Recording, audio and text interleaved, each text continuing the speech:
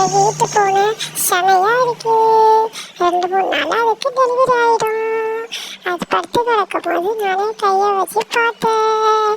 குட்டி அழகா முண்டது. பூனை ஒண்ணுமே சரி, அது பாட்டு சும்மாவே படுத்து கிடக்குது. இன்னைக்கு இந்த பூனை குட்டி சவுண்டு வந்துச்சு. என்ன பூனை குட்டி சவுண்டு கேட்குதுன்னு நான் இங்கே பார்த்துட்டு நான் மாடிக்கு போய் பார்த்தேன். அங்கே பூனை குட்டி தரைக்கில தொங்குது. என்ன தரைக்கில தொங்குதுன்னு போய் பார்த்தாக்கா அட்டை பொட்டியில பூனை குட்டி போட்டிருக்குது.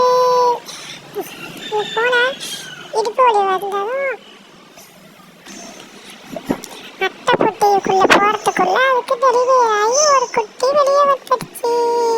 அது தொப்புள் கொடியோட குட்டி பூனை தொங்குது. இந்த குட்டி பூனை கண்டுக்காம அந்த பூனை 2 குட்டி அட்டை பொட்டியில போட்டு வச்சிருந்துச்சு. நாங்க பார்த்துட்டு அதை காப்பாற்றி தொப்புள் கொடியை வெட்டி பூனையை அம்மா பூனையோட சேர்த்துட்டோம். நாங்கள் அட்டை பொட்டிட்டு 2 பூனை இருந்துச்சு, இதோட சேர்த்து 3 பூனை.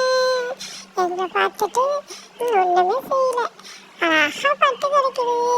நாங்கள் பூனை குட்டியை தூக்கிடுவோன்னு காலை தூக்கி குட்டி பூனை மேலே காலை வச்சிருக்குது. அழகா இருக்குல்ல.